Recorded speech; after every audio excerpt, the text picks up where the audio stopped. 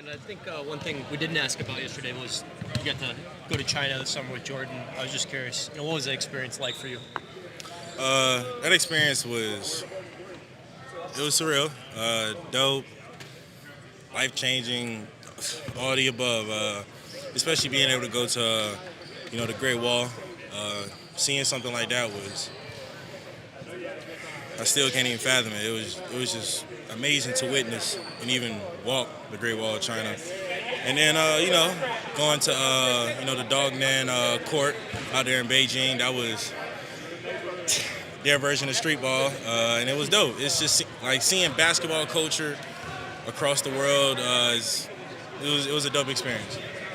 I'm curious, what's your when it comes to your shooting range? What's your level of comfort far out? Like how far out do you feel more comfortable this year as you go through the game? I feel pretty comfortable in the mid range right now. Threes is one of those. I'm a capable 3-point shooter. I can shoot them, but my mind's so used to just kind of getting the best shot, attacking the basket. But as of now, definitely the close to the basket and middies for sure. Has it been more with you about? Is it more a mental thing, getting comfortable shooting that mid-range shot? Because we know if you can do that, my God, it's like Karl Malone all over again. Yeah, it's honestly just telling myself that it's okay to miss. I think that's always been my mental hurdle, even since college. Just that when I miss, I don't want to feel like I'm just forcing up shots. So I feel like once I get past that, which I feel like I am mostly at this point, but once I fully get past it, I'll be all right. I think in the past you said you're a perfectionist. Like you feel that when it's like, all right, I missed 2 in a row. Like I don't. Is that kind of the thought process? Absolutely. Just I don't ever want to feel like I'm kind of settling or kind of taking the shot the defense wants me to take. But at the same time, if that's a shot I wanted, I'm fine with that. Zion, now that the summer has passed, what was your interest level in joining Team USA last summer? If they would have called, I would have definitely picked up. But guess it wasn't my time, which is okay. They went out there and brought gold home. It was great for the country. Hopefully in 2028, I'll be ready. That's a long way away, and this isn't really about Team USA so much. But as you know, last summer with LeBron and Katie and Steph, they got together they called it like a last dance, like a last hurrah for these guys who have been the face of the league for a long time, which suggests that they won't be around in 4 years, which means that there will actually be a vacancy for the American star. Do you think that that's something that you can achieve, that you can be sort of the next, or you have a chance to still be one of those standard bearer type players? Absolutely. Now I just have to do my part and just show it on the court by staying healthy and making some good runs in the playoffs. That is an enormous responsibility.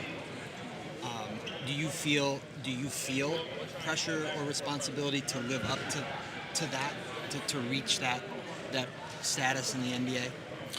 Not at all. I've been in the spotlight since I was 16. So for me, no, there's no pressure at all. It's just going out there and just doing my part. On your mid-range shot, how much did it maybe change or help your confidence that you did it in the regular season at the end of the year? It seemed like that Phoenix game, for example, you had a couple games where you made a bunch of shots. It definitely helped a lot. I think it was just one of those in a tough moment because it was a close game.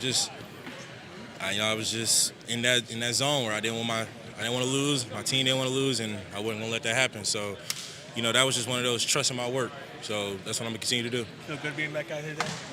Oh, yeah. We didn't do too much just now. I think we're going to get after it a little later and go from there. Are you as excited as Willie is about seeing how, because there's so many guys that can start on this team, but seeing how the lineups, the different lineups play out? My 2 cents on that would just be, I am excited. Let me answer that first. I am excited. My 2 cents on that would be, it's 82 games. You gotta look at who your opponent is that game. You may want to go with a certain lineup one game. You may want to go to a different one. We're all pros here. We know what it is, and we all want to win. So whatever helps us win, that's what we're gonna do. I know it's early in just practice one, but you already can kind of see, to Juan's point, the depth and also the impact that Dejounte can have, even on the defensive side. Man, I counted 3 steals today at practice. I mean, yeah, there was a few moments where I'm over on the sideline laughing because I'm like, man, he deflected that one too. So yeah, it's exciting. We just gotta figure it out on our end. your bench was really good last year. Like statistically, they were second in the league behind Boston. I mean, how exciting is it to think about how much talent you guys even more than you had last year, of what your bench and depth could be? It's exciting because it's a new year. Last year we did have a great bench, and I feel like this year we do too. But now, like I said, it's just a matter of we got to go out there and make it happen. I can sit here and say whatever I want to say, but if we don't make it happen, y'all not going to sit here and look at me like, oh, you guys had a great bench. Y'all going to tell me we didn't make it happen. So we just got to make it happen. Through your years here, obviously you've been able to accomplish some really good stuff. You've also had the injury issues that we all know. Do you feel that those injuries and struggles, one of the things that it took from you was an early chance to be a part of USA basketball and sort of do the things that that those guys have been able to do? I could look at it like that, but unfortunately, the injuries happen. So, like I said, I got to do my part. I'm not putting that on nobody else. I just got to do my part and make it happen.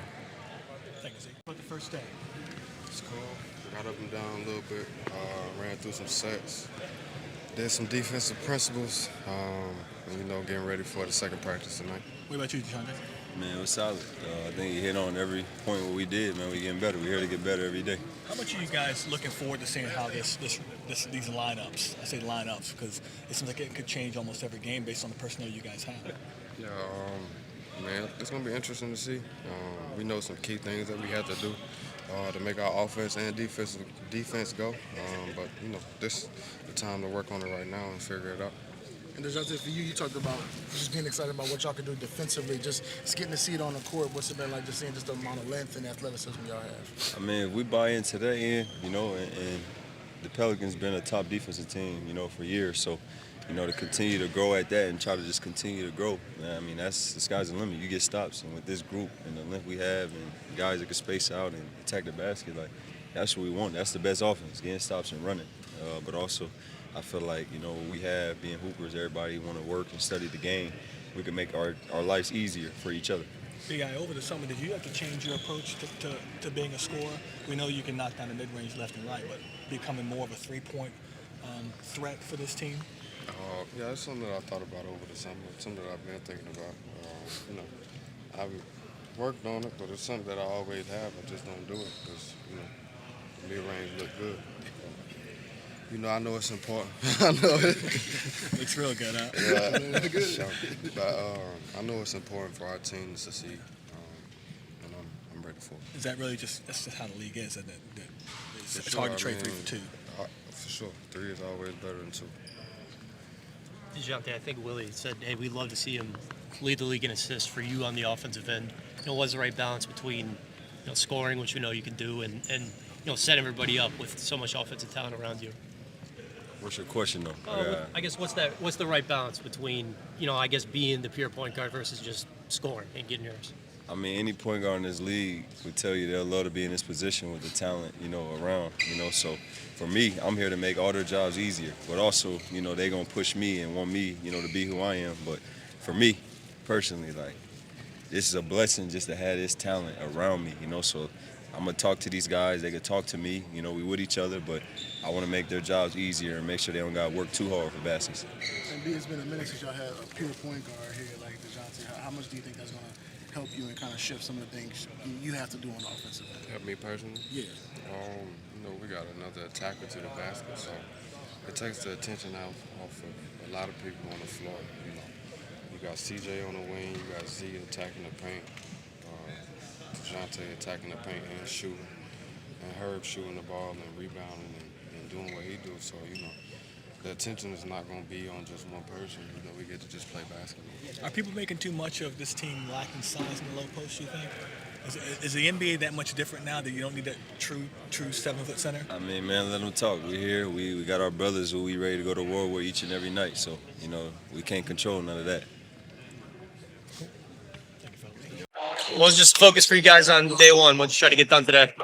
The focus was, really going over our principles defensively and offensively, how we want to play both ends of the ball, and looking at tweaking different lineups, just seeing what we want what guys we want on the floor and what it's going to look like tonight when we come back and play. So no live work today, just more drip feeding our concepts. Yeah, and you said yesterday, hey, look, the lineups, guys are going to figure it out in camp. We're going to figure that stuff out in camp. I mean, what does that process look like? What data do you need to see? What do you do to tell you these are the lineups we need to put out there?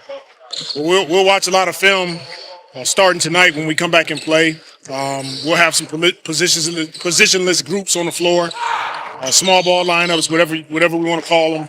We'll get some lineups with the fives out there, and we'll get a look at it. What teams are playing well together? What teams we need to mix it up some and kind of work from there. I think Bryson threw out, hey, look, the Warriors, are like the example of like the success you play in sport. Are there other teams you look at of like these guys have had success, throwing out some of these really versatile wing-heavy lineups and things like that?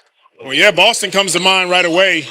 Most of their guys play on the perimeter, even though Horford and Porzingis, are sort of fives, but they play more positionless basketball, and that's a team that jumps up right away. But, it kind of started with the Warriors. They were one of the first teams, at least in the last 10 or so years, that played more small ball basketball. Is it a good problem to have, knowing you got to kind of figure things out on the go here, that you got so many good players that most of those guys can start for other teams or on this team, that you figure it out as you go?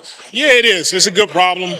We got a really good group, high character guys. They understand that everyone wants to play. Everyone will get an opportunity at some point, and we'll continue to work at it. I'm wondering what your conversation has been with Brandon Ingram over the offseason about. I know, we know he's a mid-range king, but getting more three-point shots up, because that's where this game is right now. Yeah, we've talked about it for sure. He understands that. He knows it. It's something that he's been working on this offseason.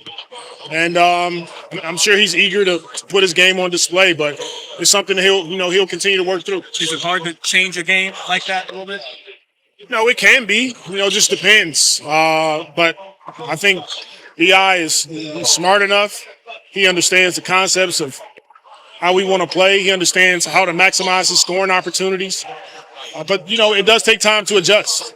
Kind of an open-ended question here, but do you know what Zion's potential is? I don't think any of us really know his potential. I feel like it's unlimited. His ability, his IQ, the work ethic that he's put in this summer, it's allowed him to come back, and he looks fantastic so far. And, sky's really the limit for him. And we want to continue to put him in positions to be extremely successful. Coming at this it'll take me a minute to get there, but this last summer with Team USA, we had what they called like a last dance, like LeBron and Steph and Katie. They wanted to get together one more time. It's kind of like their last hurrah together before they reach the end of their careers, which means that in the NBA, we're about to lose kind of the American faces of the league. When Zion was drafted, there was a lot of speculation that he could be the next guy. I mean, he's had these injury issues. Is he still in that mix, do you think? Is that kind of mantle, is that still in his reach to maybe be the next standard bearer for the league? Yeah, I think so. I believe in him. We believe in him here. When he plays, he's just as dominant as anybody in the NBA. And like you said, it's just a matter of him getting more time on the floor, more games, so people can continue to see how good he really is. You just said it. When he plays, it doesn't seem like he struggles when he's on the floor. No, he does. He does not struggle when he's on the floor. And those are the improvement areas that we've seen over the last few seasons, is that he's getting better and better. He's understanding his body more.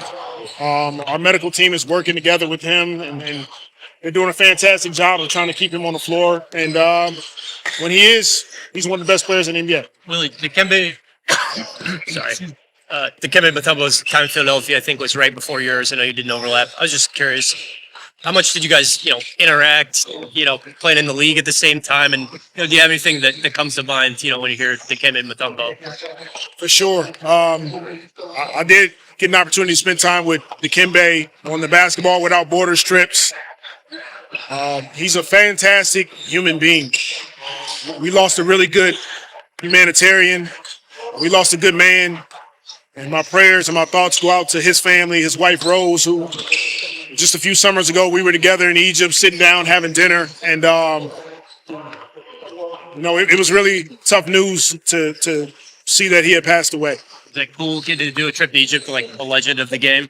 It was. It's really cool to be able to spend time with him, to learn more about him. I mean, he spoke 7 to 9 different languages, and what he's gone through to get to America, to go to Georgetown in the NBA, and then you look at all the work that he's done in Africa and how he's really had a huge impact on that continent, and now the players that's coming in because of some of the work that he's done, the hospital that he's built. We can go on and on about Dikembe and his contributions to this community, to the NBA.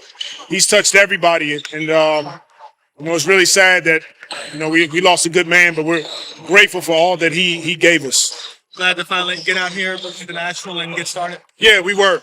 Good to get on the floor, good to get moving, and we want to continue to build in the right way. Really, was the first time being able to see Dejounte with this group here as well. Obviously, a lot of fans can't wait to see offensive side. We're counting how many times he had hands on the ball, steals. What he's going to bring on the defensive side is something. It's going to be fun to watch, having Dejounte and Herb on the floor together, 2 all-defensive players, guys that are leaders, that are tough, and then offensively, he's looking to be one of the league leaders in assists. He understands the weapons that he has on the wing. You got Zion, you got CJ, you got B.I., Herb, Trey coming into the game. We got to put some work in, but there's a ton of potential on this team.